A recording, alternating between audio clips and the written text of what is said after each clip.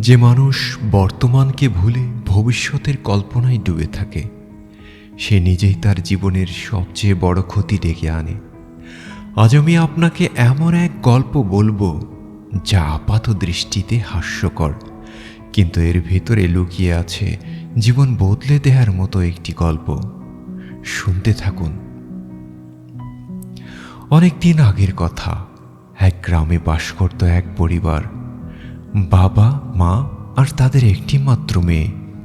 মেয়েটির বয়স 37 পেরিয়ে গেছে, কিন্তু এখনো বিয়ে হয়নি, কারণ মেয়েটি একটু বেশি ভাবুক ছিল।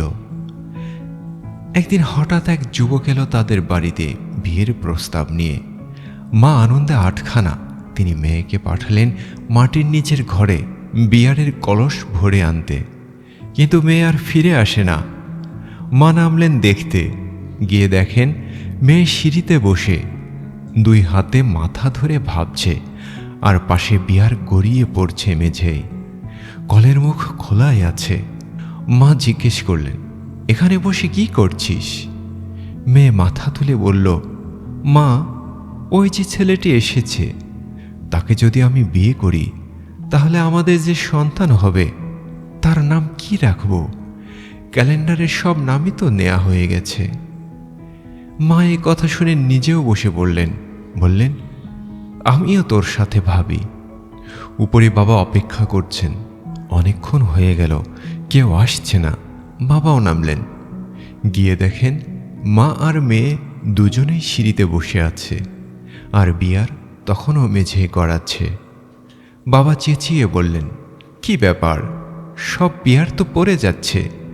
মা বললেন, আরে থামো তো, আমরা ভাবছি মেয়ে যদি ওই যুবককে বিয়ে করে, তাদের যে সন্তান হবে তার কি নাম হবে? সব নামই তো নেওয়া হয়েছে। বাবা বললেন, আচ্ছা, তাহলে আমিও তোমাদের সাথে বসে ভাবি। এবার তিনজন বসে ভাবছেন, আর সেই বিয়ার শেষ হয়ে যাচ্ছে মাটিতে পড়ে। উপরে যুবকটি আর থাকতে পারল না। সে নিজেই নামলো দেখতে। নেমে দেখে তিনজন সিঁড়িতে বসে গভীর ভাবনায় মগ্ন, আর বিয়ারের ধারা বইছে মেঝে। যুবক অবাক হয়ে জিজ্ঞেস করল, এ কি করছেন আপনারা? বিয়ার মাটিতে পড়ে শেষ হয়ে যাচ্ছে। বাবা উত্তর দিলেন, না না, আমরা গুরুত্বপূর্ণ কিছু নিয়ে ভাবছি। তুমি যদি আমার মেয়েকে বিয়ে করো তাহলে তোমাদের সন্তানের কি নাম হবে? ক্যালেন্ডারের সব নামই তো নেওয়া হয়ে গেছে। যুবকটি একটু চুপ করে রইল, তারপর বলল, ঠিক আছে, আমি এখন যাচ্ছি। যখন পৃথিবীতে তোমাদের চেয়েও বেশি বোকা তিনজন মানুষ খুঁজে পাব, তখন ফিরে এসে বিয়ে করব। এই বলে সে বেরিয়ে পড়ল। পথ চলতে চলতে সে এক বাগানে এলো। দেখল কয়েকজন মানুষ বাদাম তুলছে। তারা বাদাম একটা ব্যাগে ভরতে চাইছে, কিন্তু কিভাবে ভরবে? তারা বাদাম ব্যাগে ছুঁড়ে মারছে কাঁটা দিয়ে। যুবক হেসে বলল, একটা ঝুড়িতে বাদাম রাখো, তারপর ব্যাগে ঢেলে দাও। লোকেরা অবাক, আরে এটা তো মাথায় আসেনি। যুবক মনে মনে বলল, এই হলো আমার প্রথম বোকা। সে আবার চলতে লাগলো। এবার দেখল এক লোক তার শূকরকে ওক গাছে চড়াতে চাইছে। শূকরকে গাছে তুলতে চাইছে, কারণ যাতে সে উপর থেকে ফল খেতে পারে। যুবক বলল, নিজে গাছে চড়ে ফল ঝরিয়ে দাও, শূকর নিচ থেকে খাবে। লোকটা হতবাক, বাহ, এত সহজ, কখনো মনেই হয়নি। যুবক বলল, এই হলো আমার দ্বিতীয় বোকা। আর একটু এগিয়ে গিয়ে দেখল এক লোক একটা ট্রাউজার পরতে পারছে না। সে কি করছে? ট্রাউজারটা একটা গাছে ঝুলিয়ে রেখেছে, আর সে লাফ দিচ্ছে উপর থেকে। আশা করছে লাফ দিতে দিতে পা দুটো একসময় ঠিকঠাক গিয়ে পড়বে দুটো পায়ের গর্তে। যুবক বলল, ভাই, হাতে ধরো, তারপর এক পা করে ঢোকাও। লোকটা চোখ বড় করে বলল, আরে এত সহজ কথা আমার মাথায় আসেনি।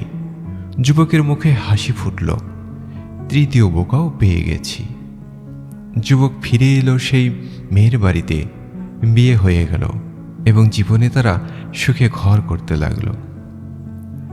বন্ধুরা, এই গল্পটা শুনতে হাসির মতো লাগলেও এর ভেতরে আছে জীবনের একটা অমূল্য শিক্ষা। সেই মেয়ে, তার মা, তার বাবা, তারা বোকা, কারণ তারা যা এখন করছিল তা ভুলে গিয়ে এমন কিছু নিয়ে ভাবছিল যা এখনো হয়নি, হবে কিনা জানা নেই। আর সেই বাগানের লোক, সেই শূকরের মালিক, সেই ট্রাউজারওয়ালা, তারা বোকা, কারণ তারা সহজ সমস্যাটিকে জটিল করে দেখেছিল। আমরা প্রতিদিন এই একই ভুল করি। আমরা ভবিষ্যতের অনিশ্চিত চিন্তায় এতটাই ডুবে যাই যে বর্তমানের কাজ করতে ভুলে যাই। যে সুযোগ এখনো হাতে আছে সেটা মাটিতে পড়ে যাচ্ছে, ঠিক সেই বিয়ারের মতো। তাই আজ থেকে নিজেকে জিজ্ঞেস করুন, আমি কি এখন যা করছি তাতে পুরোপুরি মনোযোগ দিচ্ছি, নাকি এমন কিছু নিয়ে ভাবছি যা এখনো আসেনি? বর্তমানকে ধরুন, এই মুহূর্তকে সম্মান করুন, কারণ এই মুহূর্তটাই একমাত্র বাস্তবতা, বাকি সবই কল্পনা।